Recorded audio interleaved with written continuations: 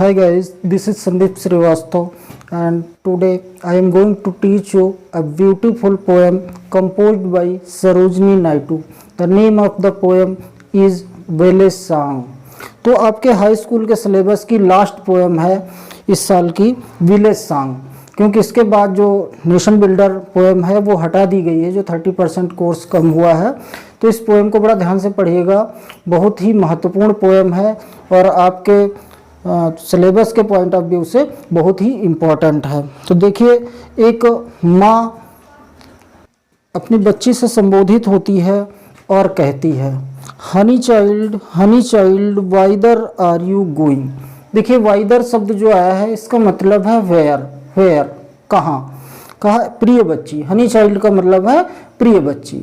तो माँ कहती है बच्ची से, प्रिय बच्ची तुम कहाँ जा रही हो।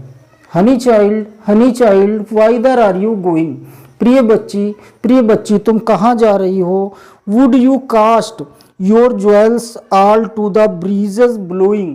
ब्रीजेस ब्लोइंग मीन्स बहती हुई हवा, और कास्ट मीन्स बिखरा देना, ज्वेल्स मीन्स आभूषण। क्या तुम अपने आभूषणों को बहती हुई हवा में बिखरा दोगी। ए प्रिय बच्ची तुम कहाँ जा रही हो। क्या तुम अपने आभूषणों को इस बहती हुई हवा में बिखरा दोगी। Would you leave the mother. क्या तुम उस माँ को छोड़ दोगी।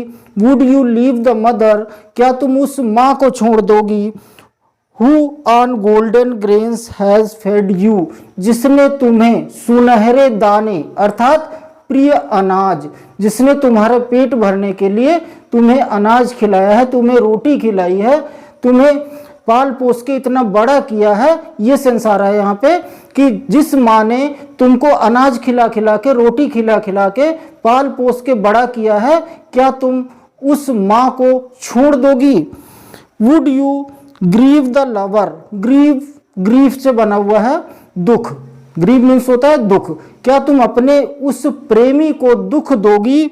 Who is riding forth to wed you. Wed शादी। क्या तुम अपने उस प्रेमी को दुख दोगी जो घोड़े पर सवार होकर तुमसे शादी करने के लिए आ रहा है। फिर से देखेंगे एक बार इस स्टेंजा को। Honey child whither are you going. प्रिय बच्ची तुम कहाँ जा रही हो। Would you cast your jewels all to the breezes blowing. क्या तुम अपने आभूषण इन बहती हुई हवाओं में बिखरा दोगी। Would you leave the mother who on golden grains has fed you. क्या तुम अपनी उस माँ को छोड़ दोगी जिसने तुमको रोटी खिला के, पाल पोस के बड़ा किया है। Would you grieve the lover. क्या तुम अपने उस प्रेमी को दुख दोगी। Who is riding forth to wed you. जो घोड़े पर सवार होकर तुमसे शादी करने के लिए आ रहा है। तो ये एक स्टैंजा इस तरीके से पूरा हुआ। अब माँ जो है बच्ची से उसने प्रश्न किया, जो पहले स्टैंजा में हमने बताया।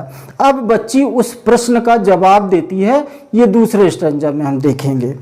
कहती है, मदर माइन, ऐ मेरी माँ, mother mine to the wild forest I am going.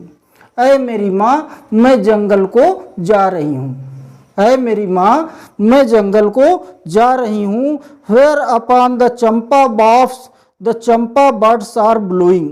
बाफ्स means टहनियाँ, जहाँ चंपा की टहनियों पर चंपा की कलियाँ खिलती हैं। आए मेरी माँ, मैं उस जंगल को जा रही हूँ जहाँ चंपा की टहनियों पर चंपा की कलियाँ खिलती हैं। To the koel haunted river isles, जहाँ नदी के टापू पर कोयल बोलती है। वेयर लोटस लिलीज ग्लिस्टन, और जहाँ पर कमल और कुमुदनी के फूल खिलते हैं। लिली मीन्स कुमुदनी। The voice of the fairy folk are calling me, O listen. सुनो, देखो, परिजन मुझे बुला रहे हैं। ऐ मेरी माँ, देखो, सुनो, आवाज को सुनाई दे रही है। फेरी फॉल्क, परिजन, परियां जो नहीं होती हैं, परिजन मुझे बुला रहे हैं। फिर से एक बार रिव्यू करेंगे स्टेंजा का। कहते, ऐ मेरी माँ, मैं जंगल को जा रही हूँ जहाँ पर चंपा की टहनियों पर चंपा की कलियाँ खिलती हैं, जहाँ नदी के टापू पर कोयल कूकती है और जहाँ पर कमल और कुमुदनी के फूल चमकते हैं।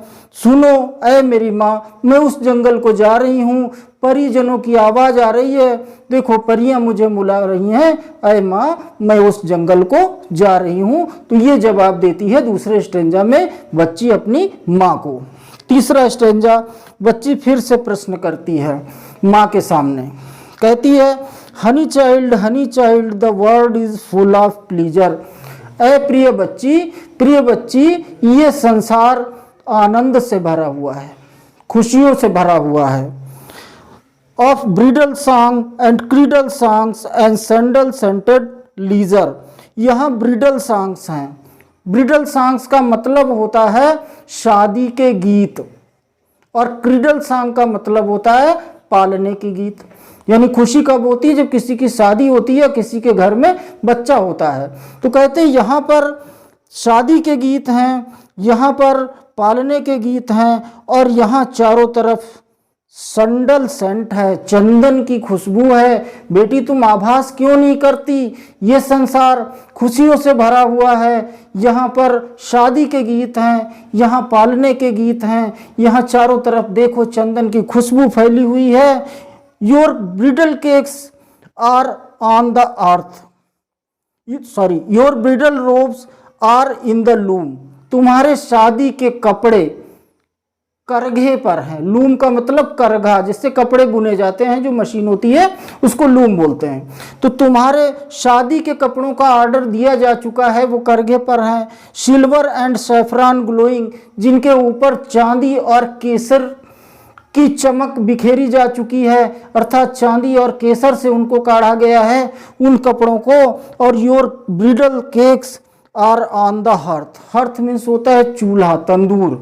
और तुम्हारी शादी की जो रोटी है, तुम्हारी शादी की रोटी चूल्हे पर है, तंदूर में है। ओ व्हाइदर आर यू गोइंग, ऐ मेरी प्रिय बच्ची तू बता तू कहाँ जा रही है? यहाँ तो तेरी शादी की तैयारियां चल रही हैं और तू हमको छोड़ के कहाँ जा रही है? कहती, फिर से एक बार देखेंगे, ऐ मेरी प्रिय बच्ची honey child the world is full of pleasure. प्रिय बच्ची ये संसार आनंद से भरा हुआ है। Of bridal song and cradle song and sandal scented leisure, यहाँ पर शादी के गीत हैं, पालने के गीत हैं, और चारों तरफ चंदन की खुशबू है। योर ब्रिडल रोब्स आर अंदर लूम, तुम्हारी शादी के कपड़े करघे पर हैं। सिल्वर एंड सैफरान ग्लोइंग, जिनमें चांदी और केसर की कढ़ाई की गई है। Your bridal cakes are on the hearth, तुम्हारी जो शादी की रोटी है वो चूल्हे पर है, तंदूर में है। ओ व्हाइदर आर यू गोइंग, ऐ मेरी बच्ची तू बता मुझे छोड़कर कहाँ जा रही है? तो लास्ट स्टेंजा है चौथा, जिसमें बच्ची फिर से जवाब देती है। कहती है the bridal songs and cradle songs have cadences of sorrow. जैसे कंटेंसेस मीन्स होता है उतार चढ़ाव, कि जो शादी के गीत हैं या जो पालने के गीत हैं वो उनका उतार चढ़ाव दुख है, अर्थात वो एक दिन दुख में बदल जाएंगे। कह रही है बच्ची कि ये जो शादी के गीत या पालने के गीत है, जो इस संसार की हंसी खुशी है, ये क्षणिक है, ये एक दिन दुख में बदल जाएगी। The laughter of the sun today, the wind of death tomorrow. आज जो सूर्य के जैसी हंसी खुशी दिखाई दे रही है वो कल को मृत्यु की हवाओं में बदल जाएगी। अर्थात आज हम बड़ा खुश दिख रहे हैं, कल को परिस्थितियां बदल जाती हैं इस संसार में और व्यक्ति दुख में समा जाता है।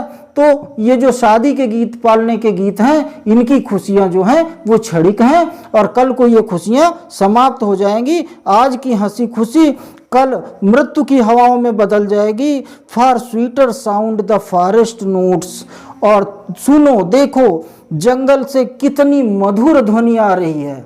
स्वीटर साउंड, देखो जंगल से कितनी मधुर ध्वनि आ रही है। Where forest streams are falling, जहाँ पर जंगली नदियाँ बहती हैं। स्ट्रीम मीन्स नदी।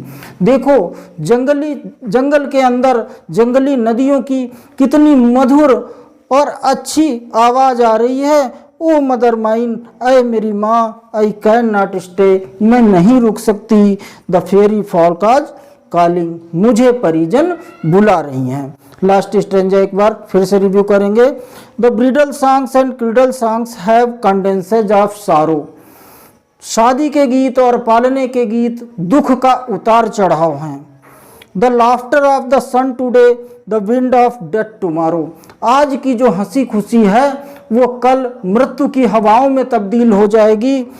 For sweeter sound the forest notes where forest stream are falling, देखो सुनो कितना जंगल से जंगली नदियों के कल कल की कितनी मधुर ध्वनि सुनाई दे रही है। ओ मदर माइन, मेरी माँ, आई कैन नॉट स्टे, मैं नहीं रुक सकती, the fairy folk are calling, परिजन मुझे बुला रही हैं। तो इस तरीके से बच्चों ये 4 स्टेंजा की पोएम थी, चारों स्टेंजा आपके कंप्लीट होते हैं। अब इसकी एक्सरसाइज पर गौर करेंगे हम लोग। बच्चों देखिए ये एक स्टेंजा इसका यहाँ पे हम लेते हैं, तो हनी चाइल्ड से लेके टू वेड यू, पहला स्टेंजा जो है उसको यहाँ पे हम देखेंगे, इस वीडियो में कवर करेंगे, जिसके 2 महत्वपूर्ण क्वेश्चंस हैं। फिर मैं एक बार बता रहा हूँ, कुछ क्वेश्चन पूछे जाते हैं कि किस पार्ट से ये लिया गया है, from which poem the above stanza has been taken, who is the poet of this lesson, या who is the poetess of this lesson. तो ये तो आपको पता है इस पोएम का कौन है पोएट। तो पहला क्वेश्चन वो आप लिख देंगे कि नेम ऑफ द पोएम, आगे the village song, name of the poem the village song, name of the poetess, या पोएटेस लिखेंगे ना, लेडी है सरोजनी नायडू, ठीक, तो वो लिख लेंगे आप। तो ये क्वेश्चन हम लेते हैं, which ceremony is about to begin in the above stanza. Ceremony means होता है समारोह। यहाँ पर उपरोक्त जो पद्यांश है उसमें किस समारोह की शुरुआत की बात की गई है, किस समारोह के बारे में बताया गया है। तो the wedding ceremony of the daughter is about to begin in the above stanza. तो इस पद्यांश में उस लड़की के विवाह समारोह की बात की गई है कि उसका विवाह समारोह हो रहा था, ये बात यहाँ पे हुई है। दूसरा, for what the girls mother draw her attention, जब बच्ची नहीं मानती है तो उसकी माँ उसका ध्यान, अटेंशन मीन्स ध्यान, किस चीज की ओर आकर्षित करती हैं।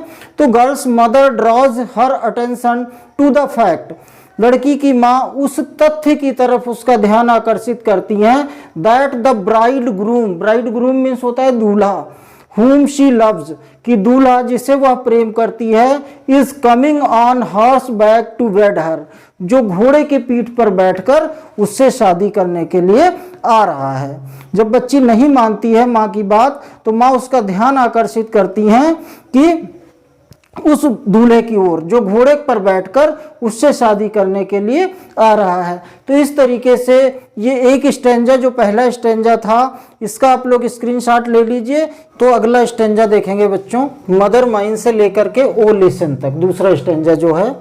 पहला क्वेश्चन निकल के आता है इसमें, what did the daughter tell her mother, पुत्री अपनी माँ से क्या कहती है, पुत्री अपनी माँ से क्या कहती है। तो the girl told her mother that she was going to the wild forest, लड़की ने अपनी माँ से कहा कि वह घने जंगल को जा रही है। देखिए जिस टेंस में प्रश्न होगा उसी टेंस में उत्तर दिया जाएगा। डिड लगा हुआ यानी पास्ट इंडेफिनिट है, तो जब हम उत्तर देंगे तो सेकंड फॉर्म आ जाएगी, डिड हटाएंगे जब। तो लड़की ने अपनी माँ से क्या कहा, तो लड़की ने अपनी माँ से कहा कि वह घने जंगल को जा रही है। दूसरा question, why did the girl want to go to the forest, लड़की जंगल को क्यों जाना चाहती थी। देखिए ये बड़ा सा थोड़ा सा उत्तर है, ध्यान दीजिएगा इसमें और गौर से पढ़िएगा कि लड़की जंगल को क्यों जाना चाहती थी। The girl wanted to go to the forest, लड़की जंगल को जाना चाहती थी because there the champa birds are blowing on the branches, क्योंकि वहाँ पर चंपा की टहनियों पर चंपा की कलियां खिलती हैं। The cuckoo resound the island with its cooing, और नदी के टापुओं पर कोयल की कूक सुनाई देती है।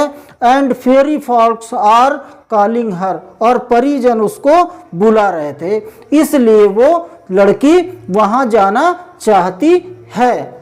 क्यों जाना चाहती है? क्योंकि वहां पर चंपा की कलियों पर, चंपा की टहनियों पर चंपा की कलियां खिलती हैं, जहां नदी के टापुओं पर कोयल की कूक गूंजती है, और परिजन उसको बुला रही थी, इसलिए वो लड़की जंगल को जाना चाहती थी। तो मेरे हिसाब से तो ये कंप्लीट हो गया स्टेंजा। महत्वपूर्ण जो 2 स्टेंजा थे वो हमने आपको बता दिए हैं बच्चों। तो अब इस तरीके से ये पोएम भी समाप्त हो गई। इस प्रकार से आपका जो पोएट्री का था पोर्शन वो हमने समाप्त कर दिया है। 3 पोएम्स जो थी वो तीनों पोएम्स आपको पढ़ा दी गई हैं, उनकी एक्सरसाइज करा दी गई है। बड़ी बेहतर तरीके से आप लोग उसका अध्ययन कीजिएगा। और रहा सप्लीमेंट्री और प्रोज की बात, तो उसके भी जो मेन क्वेश्चंस होंगे वो हम करा देंगे, और आप लोग मेहनत से पढ़िएगा क्योंकि बोर्ड परीक्षाएं अब नज़दीक आ रही हैं। इन्हीं शब्दों के साथ अगले वीडियो में फिर मिलते हैं, तब तक के लिए धन्यवाद।